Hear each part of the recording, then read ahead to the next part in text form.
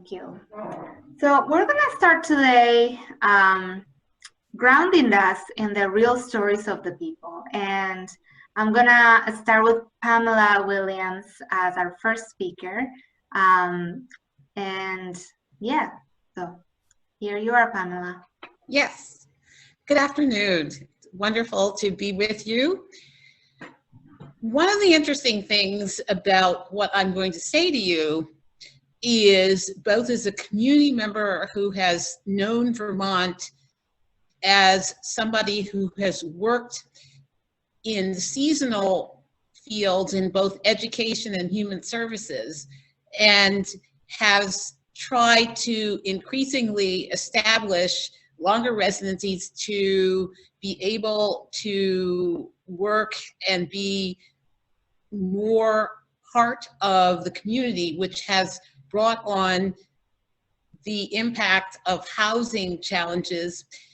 And my background, both as an educator in the K-12 range, work with diversity and equity, and work with independent schools and the bridging of public schools, as well as work with higher education impacts this, as well as knowing what are the direct needs for wellness and growth for people across the ages of growth.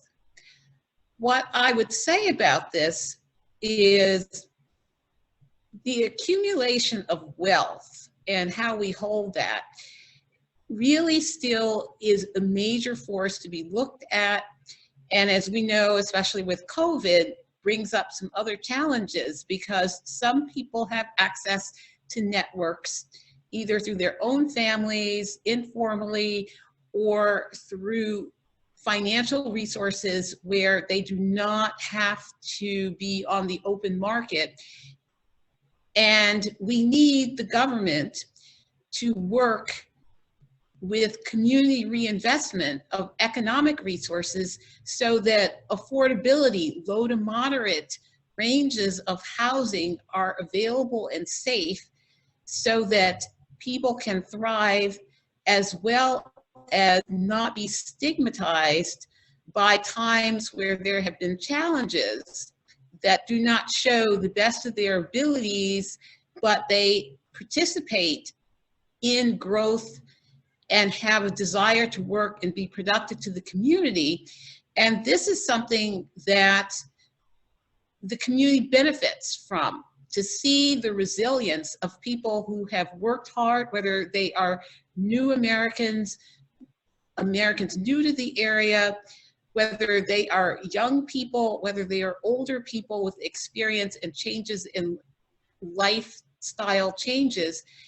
They contribute to the community and need the access to the housing in ways that doesn't diminish what they have achieved and gives them the most opportunities for the future.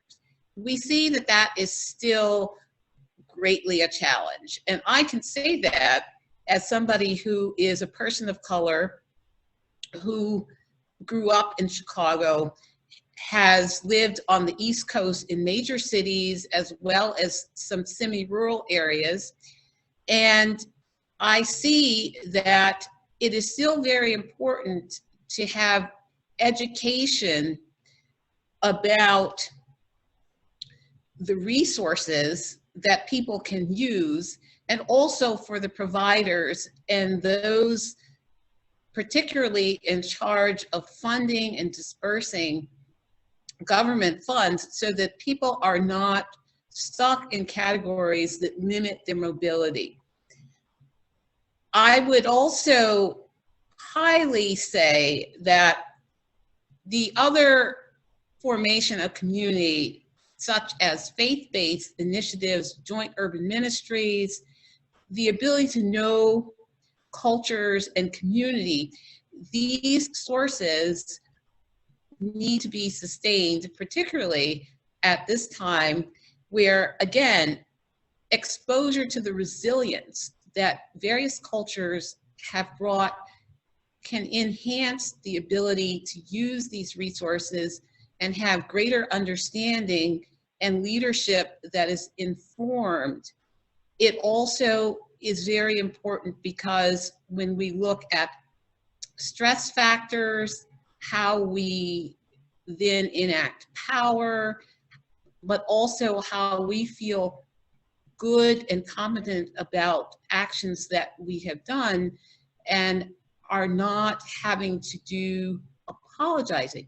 Although there is responsibility in looking at the need for things such as reparations, if it comes from a more full understanding of the history and known information that may have been hidden from us to know the full effect of causes and the operation of systems.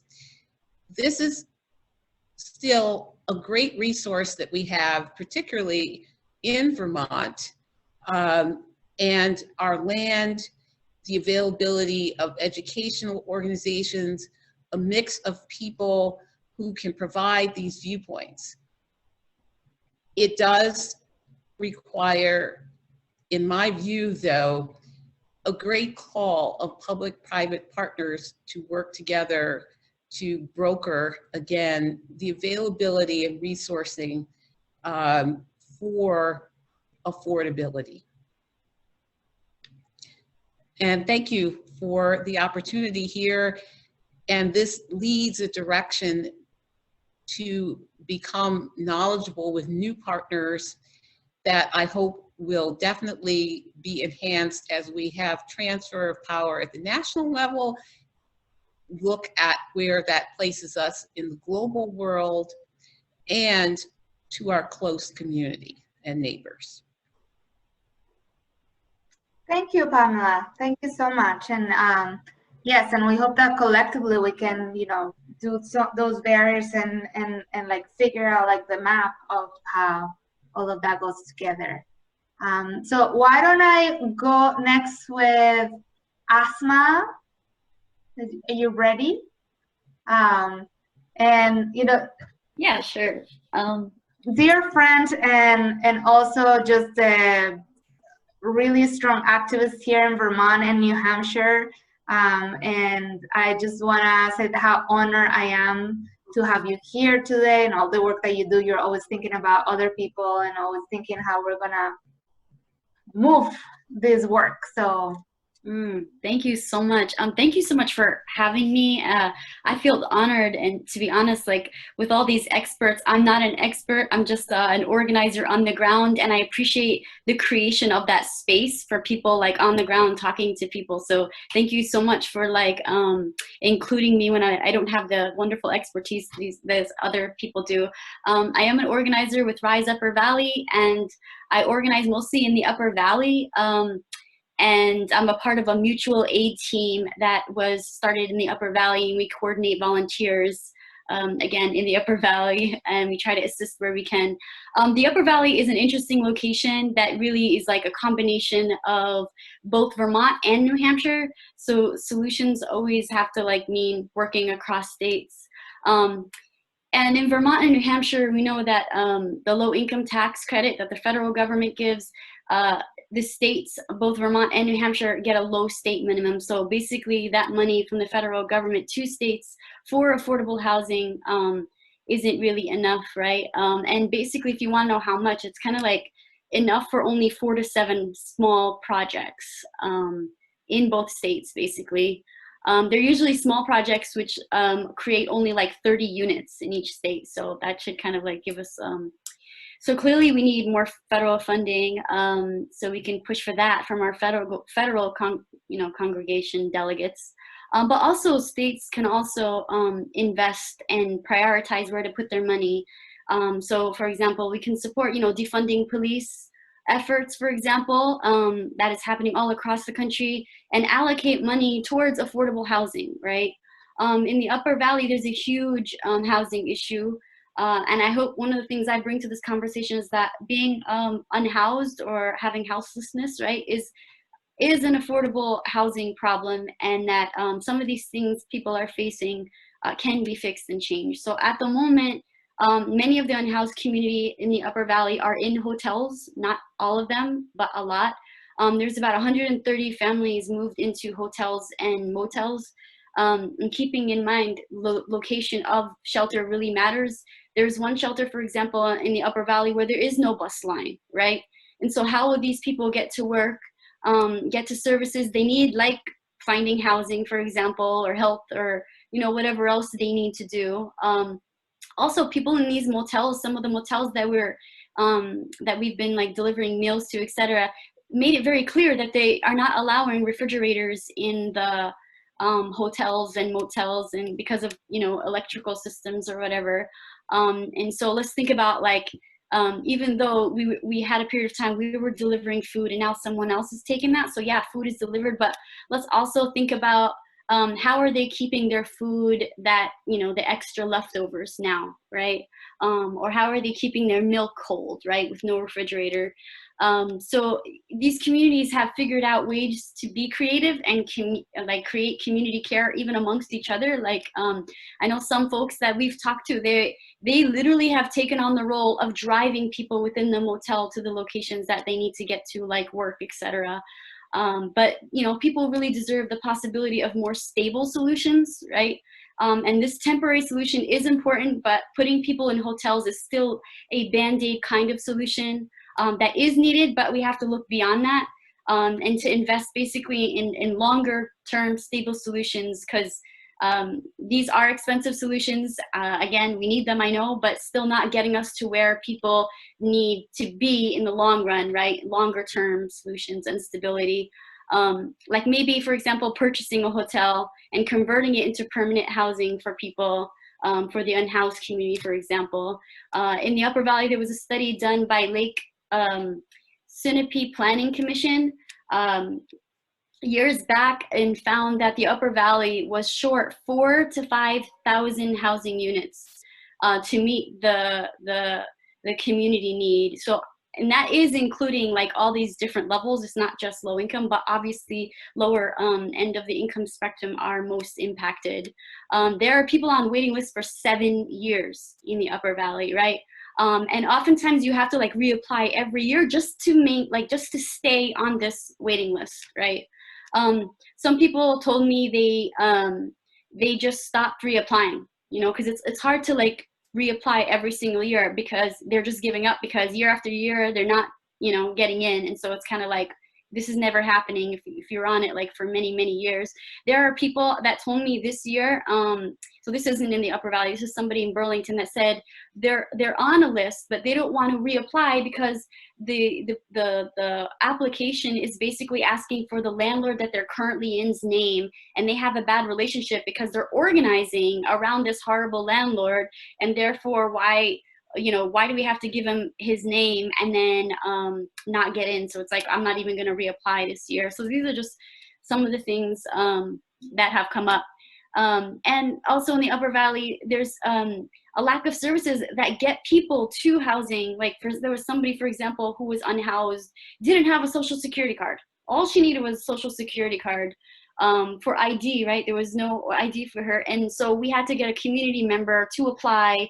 Like you would think there's a group, or oftentimes you think the Haven, but clearly they didn't serve this need for her. And there's a second person who now also needs a social security card. So just thinking, how do we get people the basic stuff to get them into housing? And also one of the things I also think is important to mention is like, how do we feel our own biases around affordable housing? And so let's ask, how comfortable are we if they built up, affordable housing next to our homes, right? Because in, for example, I think it was Woodstock, the community got together and fought tooth and nail to make sure affordable housing wasn't built. Because the stigma of having, but these people are the people, your community members, people who do our groceries, they're healthcare workers, they serve our food. So just thinking about that as well. Something else I also want to mention when we're talking about affordable housing, I find it interesting that oftentimes what we don't look at is something called the average median income. And when they're building affordable housing, oftentimes it's like on the 60% of the average median income, the AMI, and that's like on the higher end, close to median income of the town, we should go lower. Like we should have a set to say like 30% of the AMI goes, which means people making the least amount in our society get a certain amount of housing, and then we could do 60%. So that that's just something we should like, because I don't think that's mentioned a lot. Like affordable housing, we're not reaching those on the very, very lower end. So we have to be intentional about that. And the other thing is like zoning, like locally, we can change zoning laws, because especially like particularly in the Upper Valley, there's really strict zoning laws, right? So maybe we change the zoning laws so that buildings can be higher, so that we can, you know, include more people, increasing density, right? And so just different things that we can do locally to help with housing as well. So yeah, and I just want to remind people that housing is a human right. Everyone deserves to be safe. Everyone deserves to have access to shelter. Everyone deserves to have access to healthy food, clean air, water, education. And all these things are deeply connected, and we have to understand like this right extends to everyone regardless of, you know, race, religion, economic status, disability, your sexual orientation or gender, and that these things do, all these things that I just mentioned do affect these populations at a much higher rate. And also like when people are making livable wages, this also affects housing. So like all these things are connected, right? Housing affects people's health, right, etc. And this issue affects us all. So even if we think, oh, I'm doing okay, I have a place to stay, no, this also affects you. It's in our best interest that everyone have safe, affordable housing. And when people are thriving, we all thrive. When people are safe, we all are safe. And you can look at what's happening with COVID. If people don't have safe, good housing, we have the spread of COVID, right?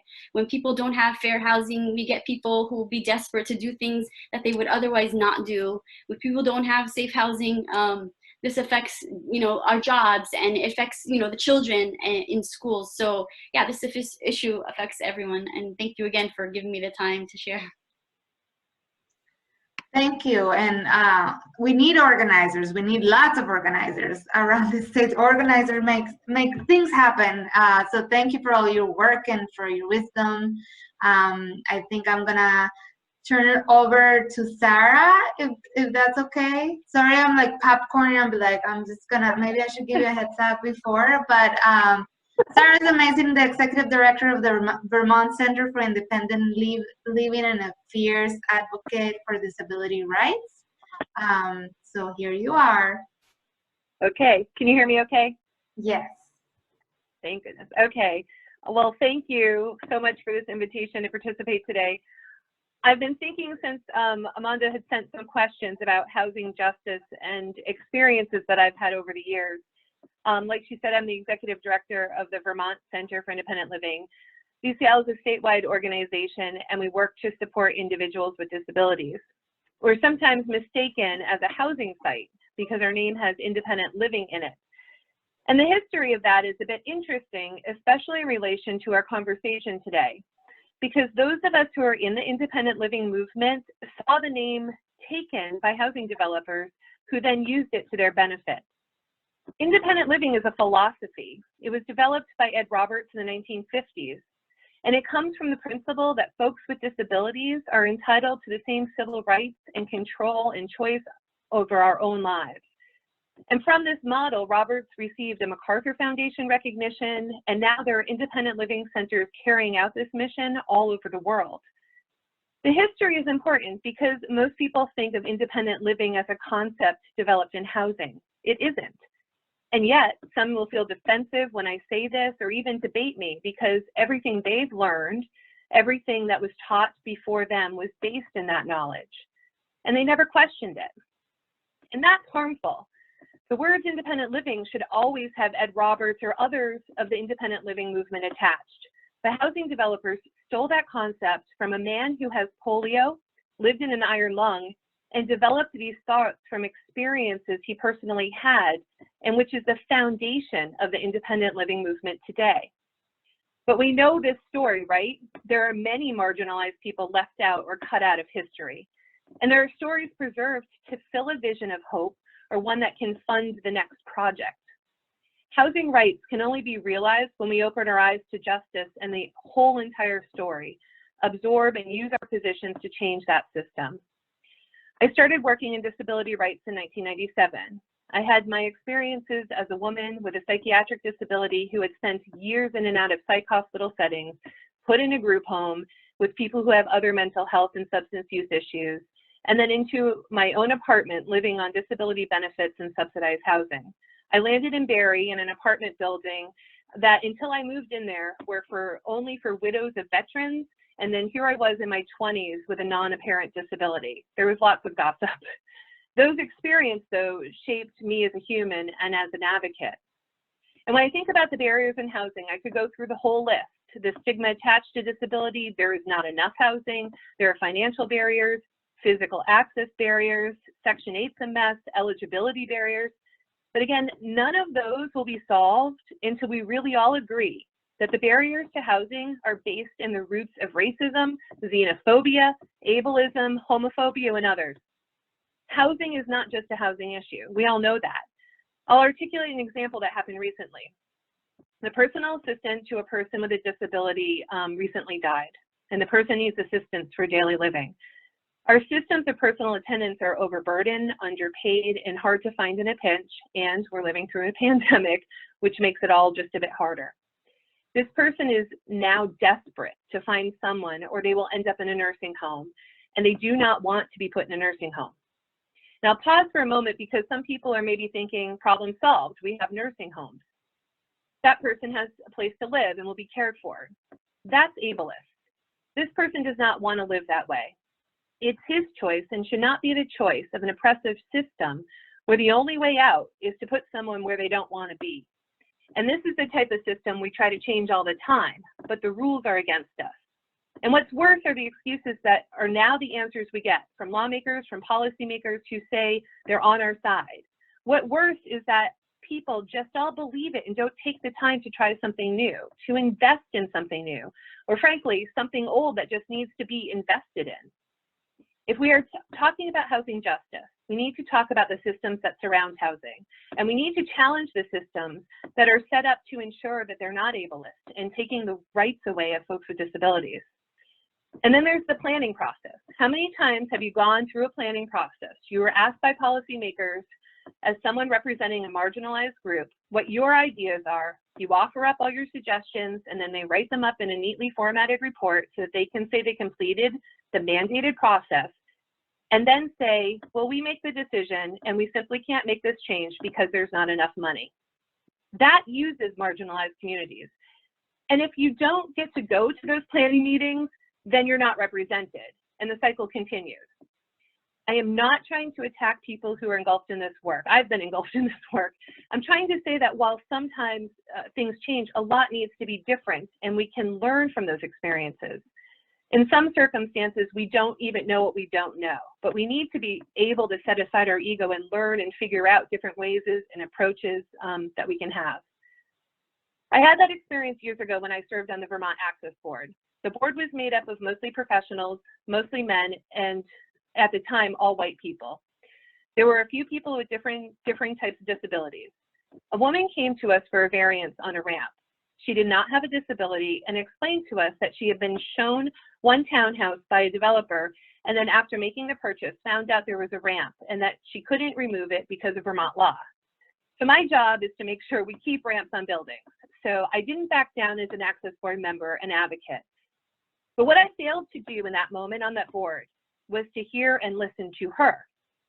Her story was like other Black and brown folks who were told one thing and then sold something different. And then to find out their only legal solution was to go in front of a panel of white people who didn't even understand the nuances of systemic racism to know that they were playing a part in it. That's the system set up to allow for all of it to play out. I, being a staunch advocate that every home needs a ramp, became defensive when she described this because she was Black. It took me years to understand what part I played in this. Years to understand the racism I brought to the table as a white woman with a position of power. Years to understand that our systems are set up to weaponize and pit us against each other. These systems where we sit in judgment of others have got to stop. This person can have housing if they just, you know, fill in the blank, stop using drugs, get rid of their criminal record, come up with a bunch of money up front, act differently. All code for we don't want you. And as advocates, we need to continue to shake up those systems because many of us who think we're doing a good job are just perpetuating the same system over and over. There's so much good work being done in the state, and I want to see our communities flourish. And I'm ready to start picking apart what doesn't work and strive for what does. And I absolutely, Amanda, appreciate the opportunity to share from my experience today. Thank you. As always, thank you for your wise words and for all the work that you're doing. And yes, you're very inspired us all with all of this to continue our work.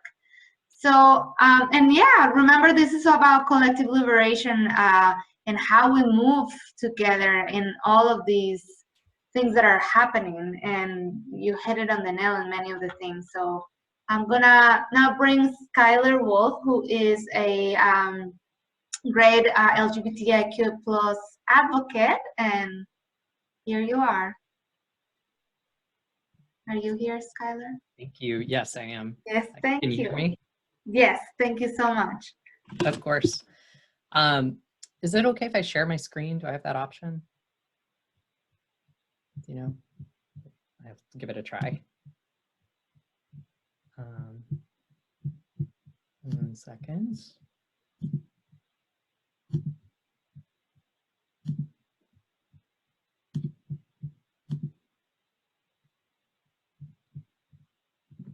Gotta love technology. Okay. All right, I think it's gonna work. Yay. So I wasn't sure exactly what format this panel was going to take, and I put together a couple slides, but I've also felt really just, I guess, in touch and like motivated and kind of feel myself changing course a bit after listening to other people speak. Like Pamela, you were talking about wealth access, which is so important, and Sarah, like what you just shared is just so critical and like speaking from the heart about personal experiences and the ways that this is actually showing up for people. So I might go off script a little bit here.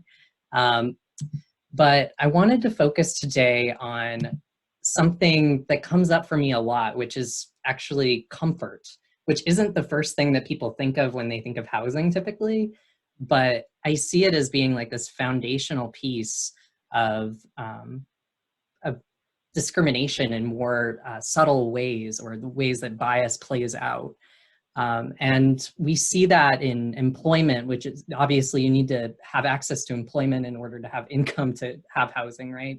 But we also see it with roommates, we see it with landlords, and we also see it with family. So Pamela, with what you were saying about access to wealth, like for LGBTQ plus people, it's really common to be cut off from your family entirely and to not have access to inheritance, or like if you're homeless, like you might not be able to go to your family to stay the night there because it might not be safe for you, or they literally might not let you in. And yeah, so comfort is really foundational. I first came across that word a few years ago when I was like at this meeting with somebody who was supposed to be teaching me about how to get a job. And they were like, whatever you do when you're meeting with an employer, never make them uncomfortable. And the thing is, if when you have privilege and like when you have internalized bias that you might not be aware of, you become uncomfortable just by being around people with experiences and identities different than your own. So that means lesbian, gay, bisexual, transgender, and queer people. That means people of color. If you're white and you're not used to being around people of color. Sorry, Skylar, I'm sorry. Are you sharing the screen? Because we cannot see the screen and your volume just went low a little bit. Thank you. Yes, I am sharing the screen. Okay, because we cannot see. It just says he has started screen sharing and is blank. Okay. There we go. Okay, thank you. Thank you, sorry. And Skylar, you'll see in the chat, everyone says your volume is too low. So I think you need to be closer to your mic. Thank you. New microphone. Is that better? That's much better. Thank you. Sorry about that. Thank you for letting me know. Yeah. So there's a lot that plays into this, but comfort ends up being like this strand that like ties together these housing barriers that LGBTQ plus people, and particularly when we think about having multiple marginalized identities, like for queer and trans people of color, queer and trans people of color with disabilities, etc. It uniquely impacts whether or not an employment environment or a housing situation is going to be safe or accessible to you.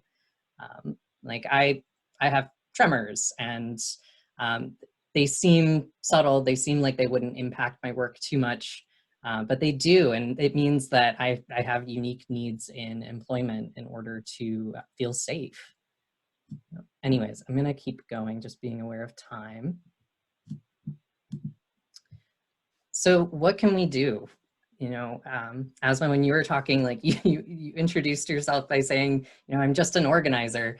And if working at a nonprofit for the last 2.5 years has taught me anything, it's that we need organizers. We need people in the streets, on the ground, like doing work, because nonprofits and certainly private sectors and the government, they can't do it themselves. Like there's just not enough. The system's broken in so many ways.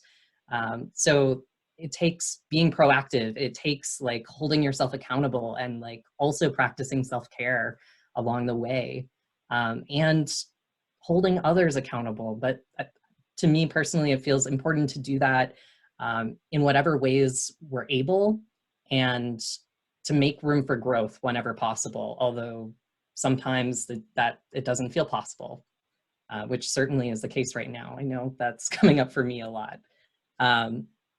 Yeah, but being involved and supporting opportunities for structural change. So like obvious housing barrier issues like livable wages and just in general, like having affordable housing, legal protections, etc. But the last thing that I'll highlight just as a final note is I used to work for Pride Center Vermont. I was the director of the Safe Space Anti-Violence Program up until very recently. And a trend that really was troubling for me was similar to what Sarah was pointing out, which was that we have all of these services that make us believe that if somebody's homeless, they're gonna have housing, or like if somebody's hungry, they're gonna have food. And that's, or like if somebody experiences discrimination, like we have these legal protections, so they'll be taken care of. And that's just not true. Like there are many people in Vermont right now who are homeless because of discrimination, whether that's because of race or disability or sexuality and gender, or all of the above. And the solution, I'm not that hopeful that the solution is in nonprofits anymore, or like the assumed service providers. Like we have to work together, and what a difference it would make if somebody who has an extra room in their house was willing to let somebody stay there. Yeah. And I think I'll end on that note, just getting involved in ways that we can, and knowing what we have access to that other people might not have access to, and doing our best to share that. Thank you, Skylar. That's really powerful. It makes me think a lot about all the mutual aid groups that came out of COVID, how it was just natural and organic, and you know the work that Asma shared, but you know Burlington also had a really strong group, Montpelier, and there's just like all these little pockets around the state that were like, here we are for each other. And I think this is the time where how do we translate that to our day-to-day struggles of the people? Like we have all these issues before COVID. We had them before. This is new. This just kind of like showed a little bit of humanity of people that somehow was hidden. And so that it exists. It does exist. So I appreciate that. So I'm gonna turn it over to Stefan, who is an amazing, another organizer. He's the president of the Windham County NAACP, and yeah, always speaking truth to power. Thank you. So I'll just jump right into it since you gave that, I like things to be brief. So you gave that great brief introduction. So yeah, you sent us a couple questions. I understand that we probably can't get to all of the questions, and I guess this is not really the forum to do that, but I will say that I think we need to start off by saying that Vermont has an attitude problem, right? We talk about things in this very granular level, but we rarely ever acknowledge that the state as a whole has a collective attitude problem when it comes to Black and brown people and pretty much anybody else, right? So what does that mean? It means that racism is not only alive here covertly, but it's also it's manifesting, and it's manifesting purposefully between circles of white people mainly, who are discussing with each other behind closed doors how they can and should look good in front of people of color, while also holding onto their power structurally and institutionally through policy and really nice talk. And I think that a lot of times there is an assumption that folks of color do not understand nor see what that is. But I would say that when you have populations who have gone through years of colonialism and oppression, it's almost like a spider sense. And so you're really just fooling yourself, and we just roll our eyes and bide our time, right? So I think that that is kind of one way to frame it, at least the way that I see it. When we talk about barriers to housing access, first thing we have to do is fix our actual attitude problem, right? We have to understand that housing is not affordable here, that there are people who move to the South all the time that are folks of color who go on to get farms and housing. I know plenty of them who could not get housing or land here in Vermont. Now, what does that mean? That means that we have these policies that look pretty on paper and, like I said, make everybody feel good, but when you go to use them and put practice in from theory, there is no action. There is no way to actually see fruits of that, of our, so-called labor, right? That is the resentment that I see coming out of communities of color towards a lot of our whitely owned, whitely owned resources and structures around land and home ownership. There is also a lot of microaggressive behavior that is not talked about for people of color that they have to endure. So it's like, you have to think about it. Would you want to own a home? Would you want to own land here? Even if you love the land and you're connected to it, which a lot of our ancestors are because we had to farm it for so long. Do you want to deal with your racist white neighbors and the whole NIMBY attitude? We've seen what happened in Rutland. We've seen what happened in Bennington. Those are things that we also have to contend with and have real conversations around. There is also no equitable and affordable pathways to entry pretty much at all. And all of the ones that are talk about this, beautiful idea of land sharing, which is great on its face, but it also doesn't honor the ancestry of a lot of folks, right? So if you're the descendants of slaves, what does land sharing have to do with you?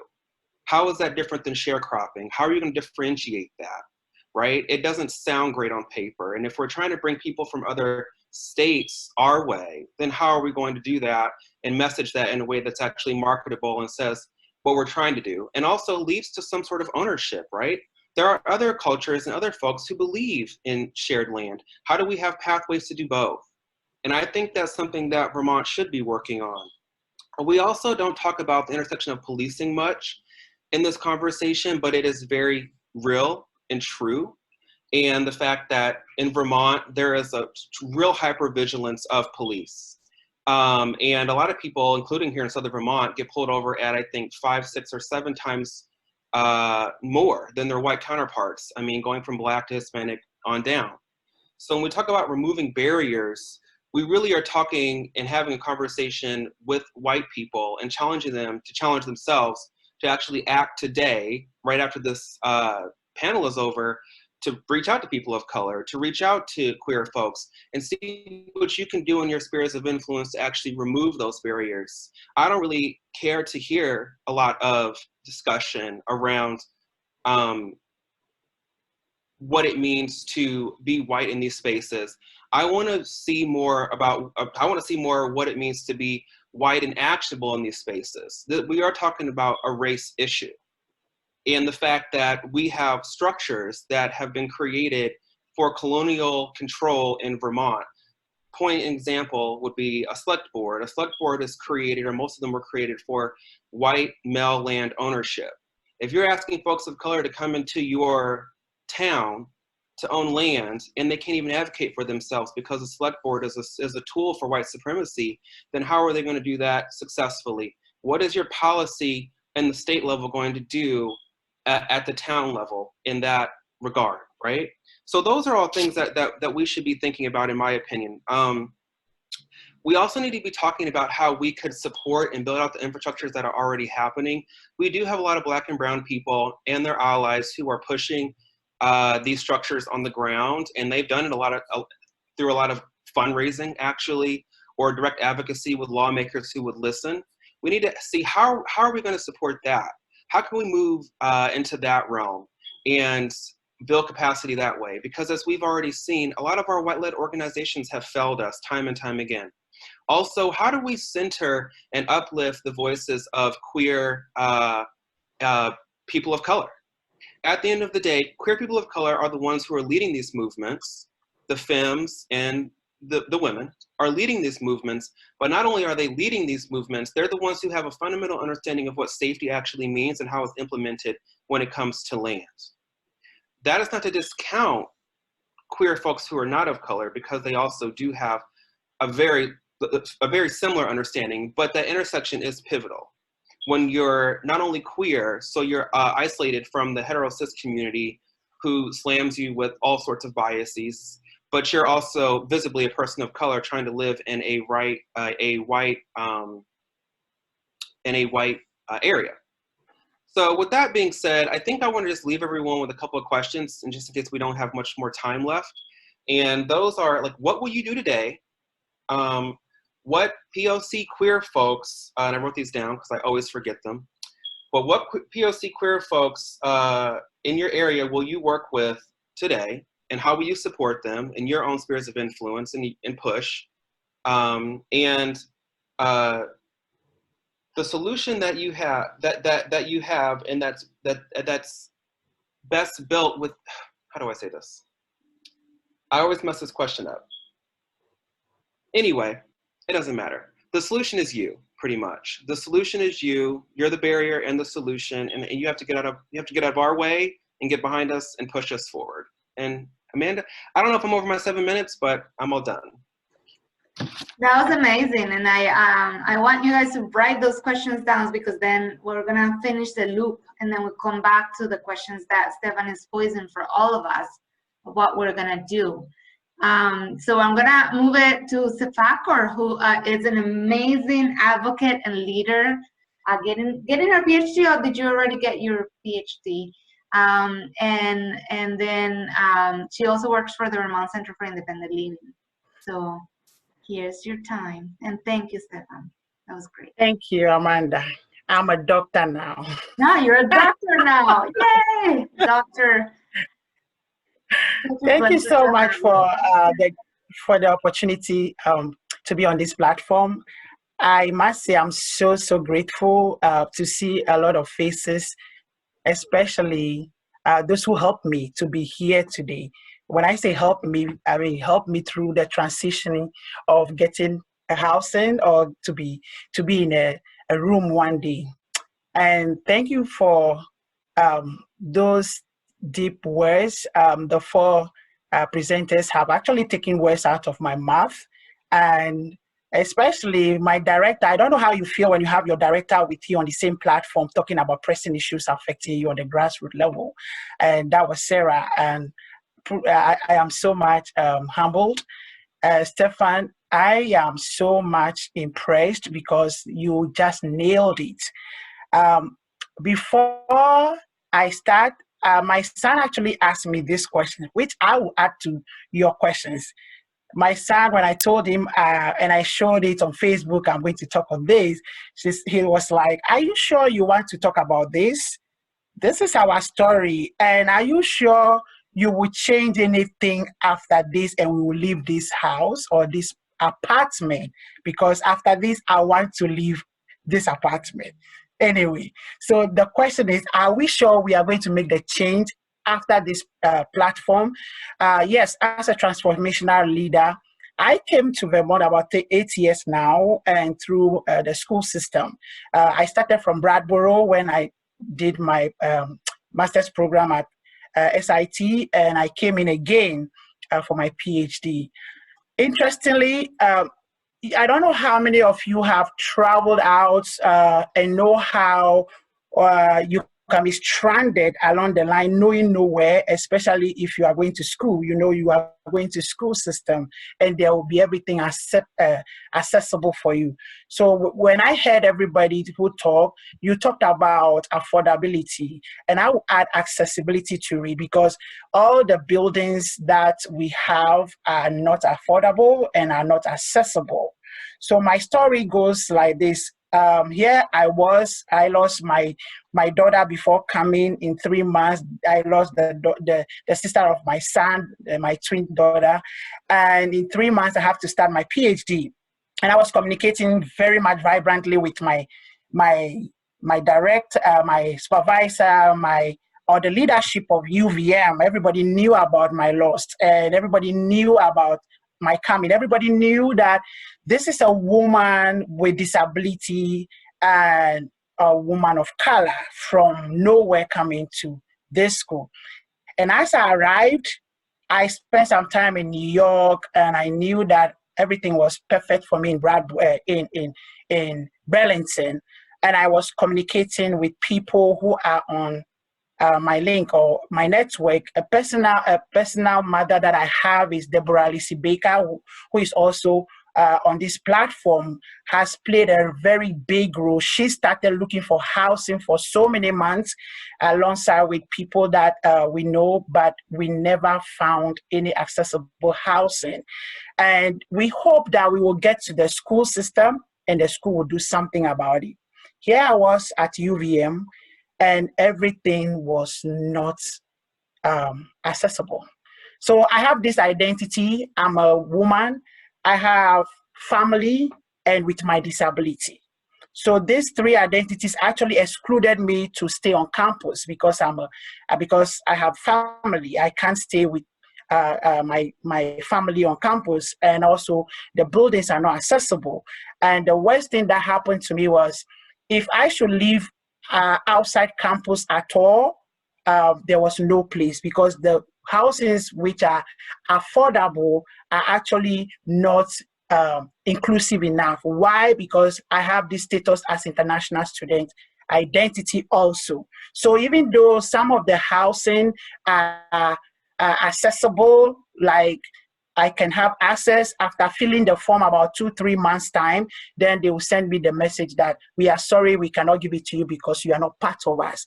And that is the systemic issue. That is so much systemic, as Stefan and others have talked about. This housing issue is really systemic. Maybe I'm looking at it from the policy perspective, aligning policy and practices on the ground.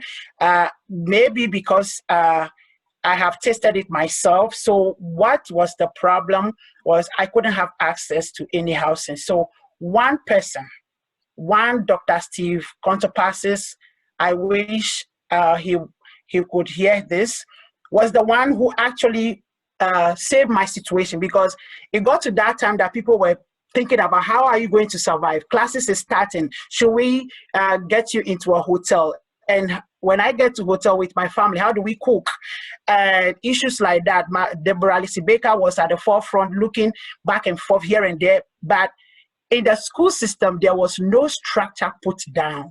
So as an advocate, I was talking. I was not quiet. I was asking questions, writing letters to people who I thought are at the helm of affairs, can change things. But everything seems to be in silos.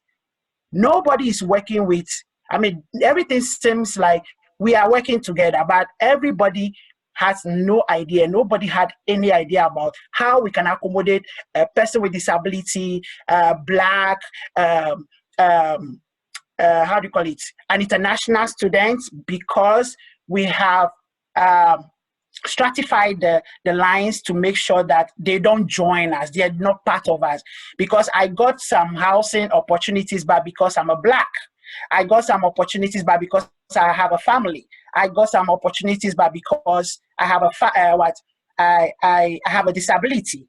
So how did I actually solve this problem in UVM system? I started talking to the stakeholders, and that actually led me to the PCIE, the President Commission on Inclusive Excellence. I joined that because I was very vocal and I wanted to change something about that. And what I did was I actually matched up with them in every meeting.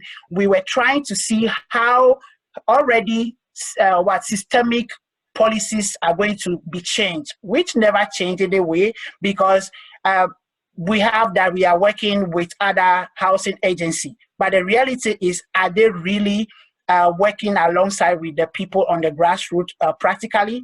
For instance, I wrote a letter and I asked if we can have a percentage, for instance, to represent people of color, people who have families, people who are have disability. Those are some of my identities that I have used to advocate for. If, for instance, UVM is working with a Chaplain Housing Trust, can we have a percentage in your building that any of this identity can have? Those things don't exist. The issue for me was not me, because for me, when that day come and Dr. Stephen asked me if you can come to our house and see if you can climb the stairs. Interestingly, I have crawled all my days in my life. When I got to those 5 steps in front of their house and I put on my hands on the ground and crawled, he was tormented. He was like, no way, I can't see this, no way. And by the time I entered the house, this man, knowing me from nowhere, just because he had heard my voice and heard everything that I was struggling with, and said, why can't we host you so that you will not be struggling and we will continue searching? So immediately that particular day I entered his house, he actually made a way for me. He immediately called some friends around. They created a ramp for me. And that was how best I came back with my wheelchair and packed my things to their house. From that day, that single day that I visited them, they made a ramp and I was able to stay with them for 1 whole year. Now, coming to how do I leave the house after 1 year? I couldn't get access to any place. Up to now, how did I get to where I am, where my son is thinking after talking or selling ourselves out, we will leave the place? Is one, I had to work with another international student from Congo who has been in an apartment which seems to be accessible, because where I am is not very much accessible, but because I can enter. Because when you go to other places in the room, you are not going to have things easy. But we have to plan, because I heard another building it's empty, or another housing is empty, and we had to plan. And he applying to that one, and me applying also to his, to have an exchange program. That was how bad it was, because I couldn't have any single apartment to rent, and that person I had to wait. And we had to be talking at the point, we had to go to both landlords that this is the strategy we are trying to adopt. And they have to just look at me and see that I have a need. And it was not easy, because where he was going, he had to pay higher than where he was. So it was basically the communal life that we have led in Africa for a long time, that when you see another African suffering, you will say that this is my brother or this is my sister, nothing about we are not from the same family. That has led me to be in this room today, because I had to wait for him to mobilize money to move to the top, where he had to go and empty this room for me for about another 6 months. So you see how I got here, and that is how my son was asking, are you sure? Talking about all these things, we are living here, because this year is marked for what? Blacks, because when other students also heard that it is a bit for those who are not rich, and those who are Black, and those who have some kind of identity, some people started leaving. And as they left, I also tried to leave, but because I can have access and because they are not very much accessible housing anywhere except, so the question is, will I even move around in Vermont? No. The issue is big no. The issue is, if I really want to move out from this room, then I'm leaving Vermont. That is what I keep telling myself, because for a whole 1 year, we look for accessible housing and we never found. How are we going to really fight for this justice, like housing justice? I think for me, looking at it from a communal life perspective, as I said, everybody is working in silo in this country, or as much as Vermont is concerned. Everybody seems to tackle the issue or to be solving the issue. But when we get to the bone of it, we are not able to crack it. It becomes a hard nut to crack for everybody. So to me, maybe I'm looking at it from the policy perspective. I wish there is a federal law.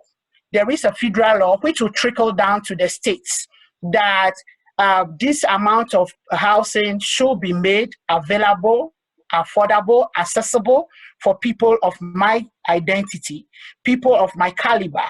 And because we know the rich have theirs already, we don't need to see who is paying how much tax or whatever to align with that. So for me, one, policy-wise, which will trickle down to the states level. Secondly, we must try to live a communal life, because there were so many times that I could have helped. I could have been helped by some of my Black friends, but because the law or the policy here says only one person can stay in this room, people who are very much ready to help are not able to do it because they were scared. What about if my landlord gets to know? In our context, for instance, if you have a single room, 2 or 3 people can share that room, because for us, it's about life, it's about family, it's not about me alone. So that alone also tells us that the individualistic system or systemic plans that we have from time immemorial to now is still leading our processes, is still leading our practical life. So ideally, I wish there is a way to also think around communal life, even as we are trying to have things done easily. And finally, if we wish to solve this very well and collectively, I will say that this particular movement should be something that we should all be part of, should be part of practically, not just Zoom meeting, not just talking about it. Because for me, action is my point. At a point, I just need to know, after this talk, what next? What is the next plan? Those are the things that everybody on this platform, and I know coming to this platform this evening, it means a lot to everybody. And I wish everybody could take a piece of it and just say, I'm going to do just one. I'm going to do something practical about this and make life easier for other people. Thank you very much. Thank you, Doctor. You are really amazing, and thank you for pushing us to move forward and to, yes, concrete action. That's what we have to do. Enough talking. So I'm gonna we have 2 more people, and I'm really excited about this because I've been in Vermont for 3.5 years. Well, first, now that I see Deborah, I just have to say that Dr. Sabako mentioned Deborah Lisi Baker, and I am a great, I just want to highlight this amazing advocate on disability rights for decades and decades and decades in Vermont, who led me to all this work around disability rights, and who's just amazing. So if you do not know Deborah Lisi Baker, you should know her. You should research her. She's amazing. She does curriculum, and it's just the all advocate. So, like I was saying, I've been here for 3.5 years, and I come from LA and Arizona and New Jersey. And I was like, where is the housing justice movement, the vibrant, Philly movement where they take over houses and go in there? And so seeing there's a new, and I'm not sure if it's new, it's new to me, the Brattleboro tennis unions and Burlington tennis unions who it for me has been more visible in the past year.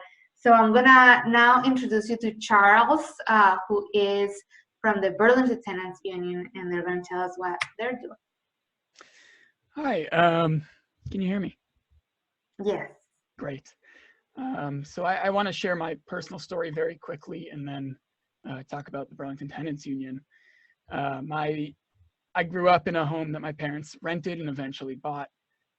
During the Great Recession in 2007, my parents lost their home.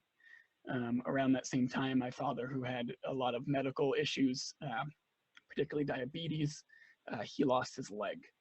And being a part of seeing that happening and experiencing, I think for the first time in my life, how hard it is for someone who has mobility issues to find housing. And my parents live in Providence, Rhode Island, but you know, they didn't have good credit, so that already kept them from finding rentals that would work. They wanted to stay in their community, which was obviously gentrifying and far wealthier than they could afford. And so they lucked out that a family friend who was a landlord was willing to rent to them below market.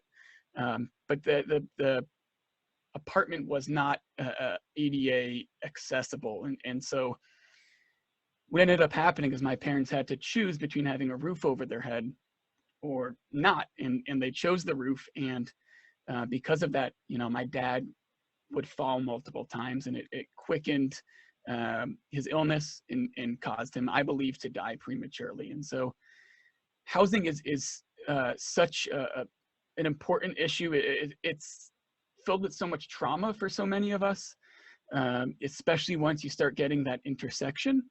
And Burlington itself is such a unique community for lots of reasons. But one of the things that makes it really tough is that we don't have a strong community in Burlington. We don't have a strong community of long-term residents. In the past 20 years, we've seen gentrification continue to push and price out low-income families, particularly families that have come from generational poverty, families that 30 years ago could afford to live in Burlington and now are really being pushed out to suburbs where not only can they no longer rely on public transit, it's harder to find jobs, it's harder for them to be able to move around.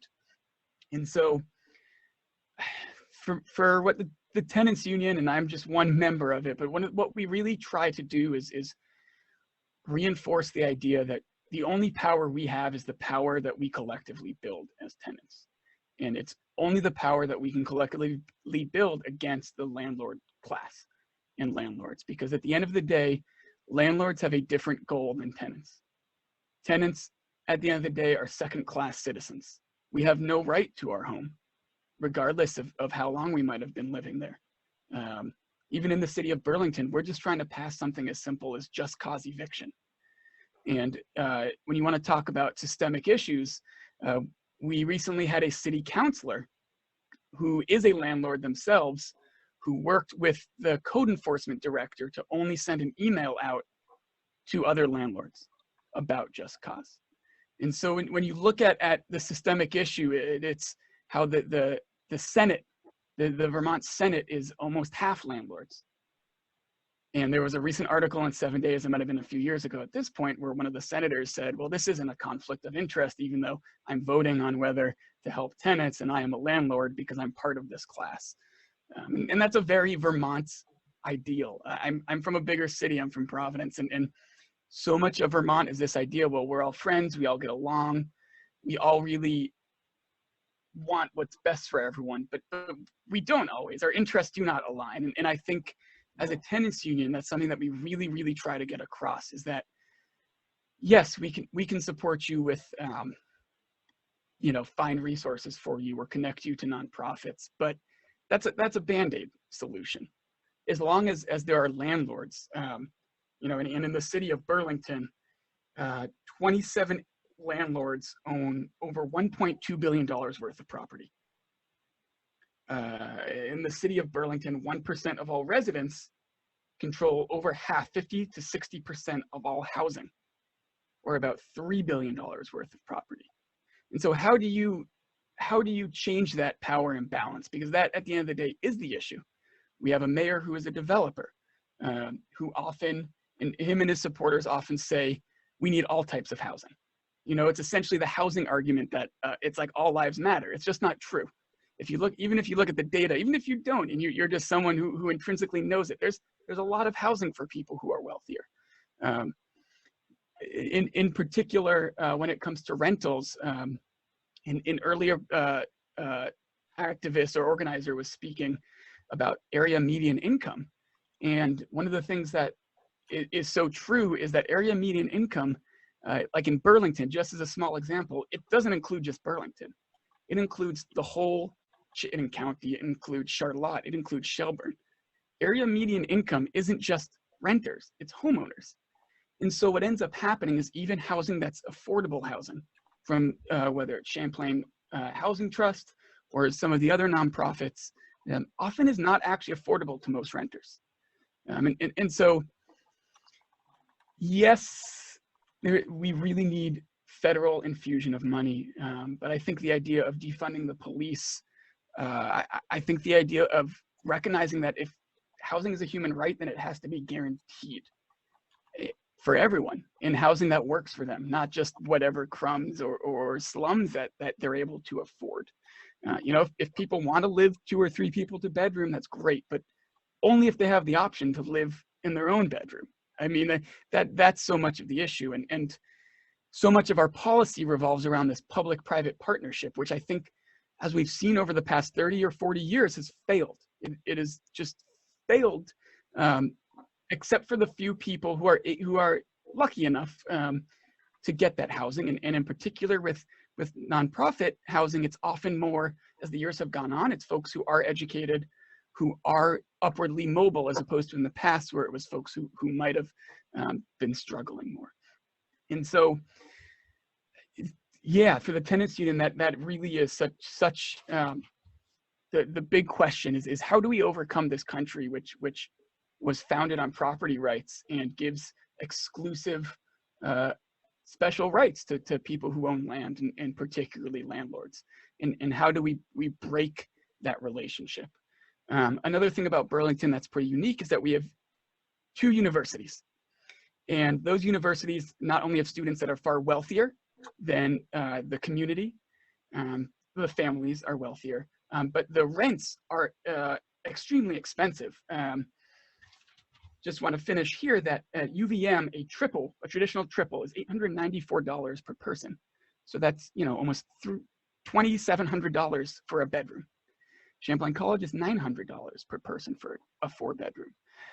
Anyone who's trying to work in this community just can't afford it. And so the Burlington Tenants Union, we have a lot of work to do. We really want to directly organize tenants and build that tenant power. And thank you so much for having me here. Thank you so much.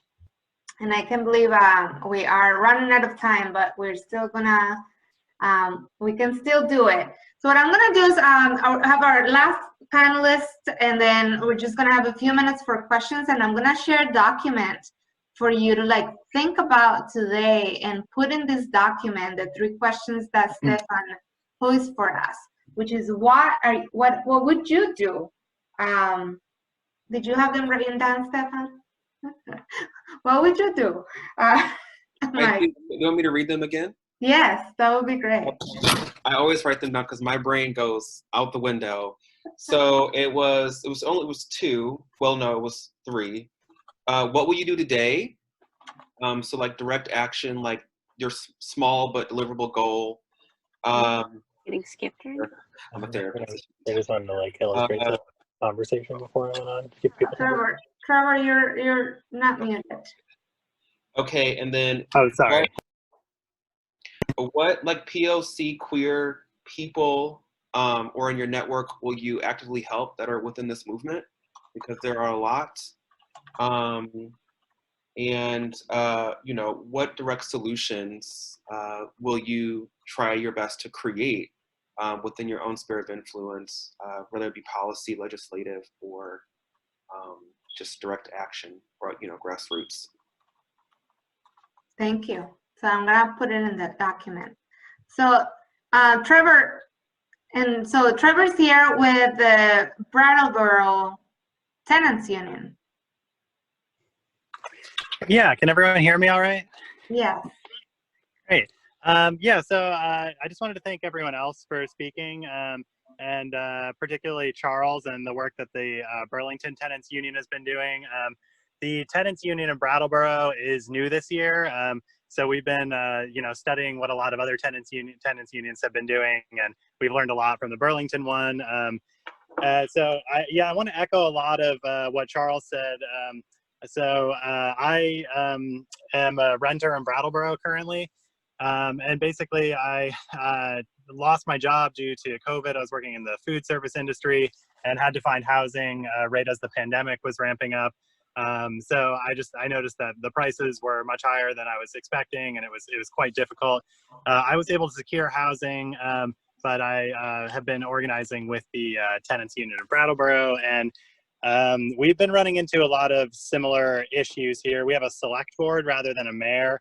But several of the members there are landlords, and we basically have seen that some of the newspapers and the group of landlords that organizes is in communication with the select board, and it's been pretty difficult to get things passed.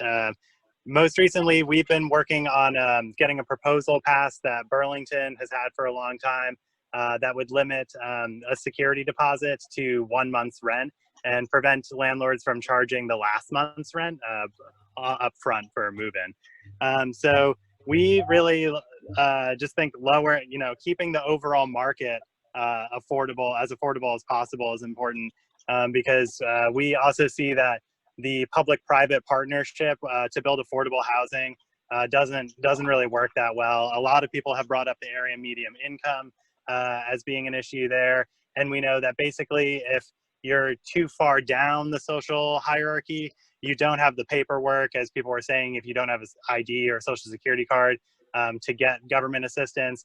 And then there's all these people who are just above that who don't get the assistance, and that doesn't work. So we have from the beginning have been trying to uphold housing as a human right, and we definitely think it should be a guarantee.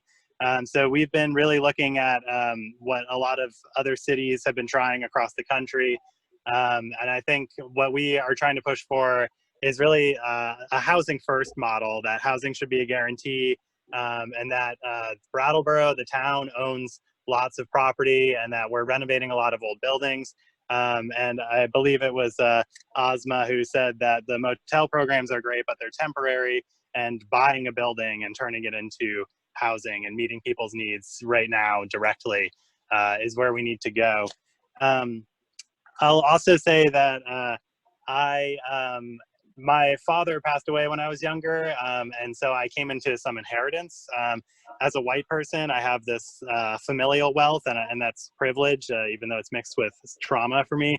And I was able to purchase a 3-acre plot of land, and so I've been trying to build housing for myself there, and I'm seeing that Vermont, while the environmental regulations are amazing, there's a lot of like NIMBYism, and there's a lot of like, we don't want to see the housing, and we don't want large buildings, and it makes it incredibly expensive to build any kind of housing, yeah, it's been really difficult.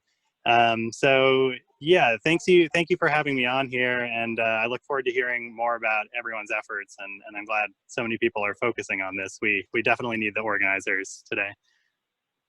Thank you, Trevor. Yes, the organizers are good, and they're rare, so we need more.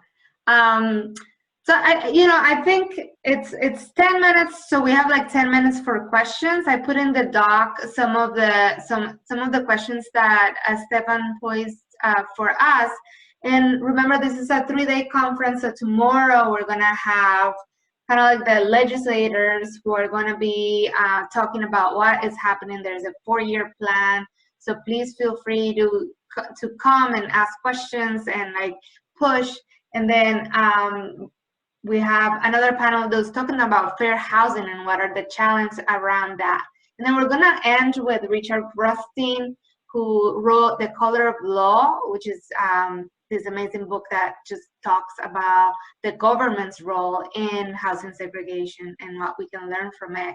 And we're going to end with a community panel led by Susanna Davis, Brian China, and Hal Colston to talk about, reparations, land, and all these intersections. So please make sure that you are then at the end, we're going to have an image of what solutions come from here. So please do fill in some of those things in that document.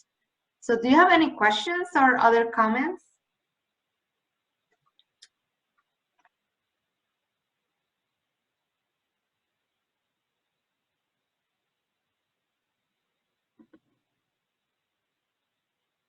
Sure, Corinne, I can read it for you if you'd like to put it.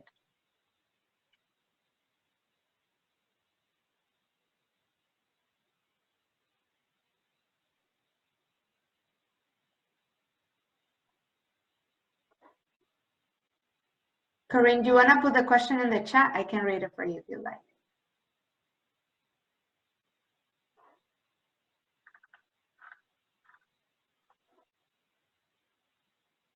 So the question is, it is my understanding that much of the affordable housing in Burlington is developed as part of zoning laws and therefore dependent on market rate housing. Is that for any of the folks in Burlington?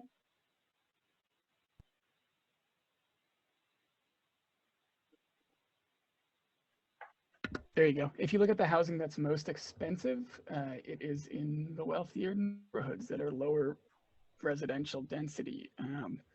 If you look at it, where the inclusionary zoning units have been built and where new development has been built, it's been in the downtown and the Old North End, historically working class neighborhoods, and particularly more recently, working class neighborhoods of color.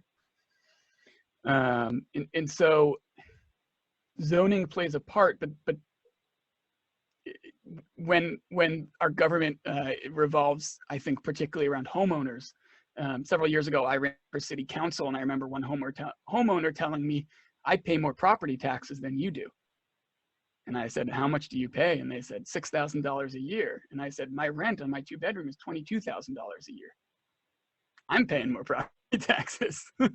And so I think like this idea that being a homeowner elevates you, or being a landlord elevates you, needs to disappear. I think we need to treat land as a common use, and that's the only way we're ever going to be able to house everyone, because landlord or developers will stop building the moment they can't make a profit.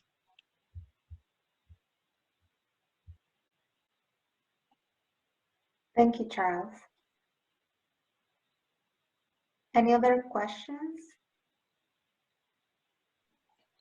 Amanda, I think that there was some more to Corinne's question, which was how do we find funding for affordable housing without market rate housing? And then Matilda seems to have a question as well. Thank you.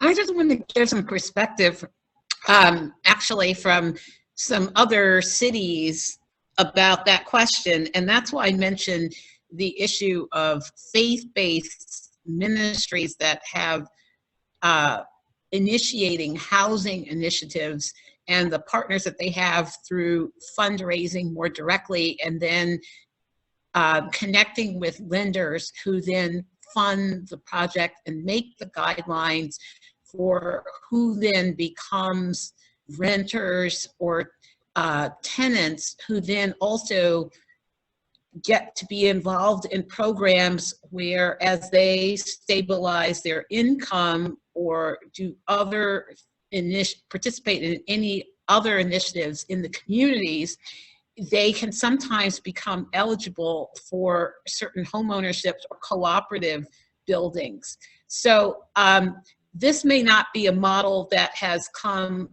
right here, but it is a model in the housing industry that's been really successful in some other areas. It won't solve all the problems, but it is another model besides just simply depending on market forces. The other thing is universities can shift to be helpful with that, because they don't necessarily fund it, but they can help with sort of the research and also the professionals and who are needed from their professional schools to encourage that, not only for students but for professors to become part of the people who serve on the boards, and also do the financial advising and the education around financing that can be useful to the surrounding community, and also leveraging with city and state local government. Pamela, can everybody hear me? I'm a little bit worried now about my mic. Great, okay. I just wanted to say, like, your points are really good, and I also feel obligated to just have a little bit of an air of caution, because we have seen, even in Vermont, that some faith-based housing solutions have enacted like conversion therapy approaches for LGBTQ+ people. And obviously, I don't think that's what you're getting at, Yeah. but it's just something to be aware of, as like sometimes faith-based organizations market themselves in a certain way, but what happens on the ground is, like, if you come out as LGBTQ+, or if you are LGBTQ+ and trying to access those services, you're denied. And yeah, it's just something to keep in mind. It's not a reason to not seek those resources. There's a lot of good that can come from them, but certainly something to make sure that we're keeping in mind to make sure that doesn't happen. Yeah, well, but that goes along with the training in terms of equity and inclusion. And I'm talking about projects who use that to become leaders in the community, specifically from those models. And that is something where, like I said, if they seek collaboration from think tanks or other educational sources where those are clearly identified and training is going on and evaluation. Thank you. Sorry about that. But it's a good point. Yes, that is a great point. And also, just Charles put in, nonprofits often have little transparency or accountability to their tenants or community activists. And that is part of the move, right? That we need to, you know, part of this work is action, and it's also accountability. How do you make the Human Rights Commission accountable? How do you make our government accountable? How do we together, we need to be able to move and shake things up and say, you know, we are in this together, and we do need to, like, work together to push and be accountable and transparent in all that we do. Monda, I think someone spoke to that earlier. You know, when we talk about those connections that we don't necessarily mention, but we all know that are there. You know, Vermont is small, and it's very homogenous, and people know each other, and they say weird things that folks of color and probably other people don't understand. Like, I'm a proud Vermonter. It's like, what are you talking? Okay, well, I don't know what that means, but that's great for you. You know, it's very strange. So I think that there is I think that there is a sentiment that needs to be called out, and that is like these like whispering armies of people who are making and brokering certain deals behind closed doors, or fostering connections behind closed doors, and then they get into these boardrooms or get into these places and pretend like they don't know what each other are talking about. And that is something that's very real, and it's a big byproduct of white supremacy. And I think that's something that has to be called out or talked about more, right? There are lots of places that I see folks of color, but there are also lots of places that I don't. I never see people of color at a lot of these economic summits, these business summits, and these places where these decisions about stuff like this are made, and frankly, we're not invited. So there are spaces where we're just not in the purposeful. Thank you.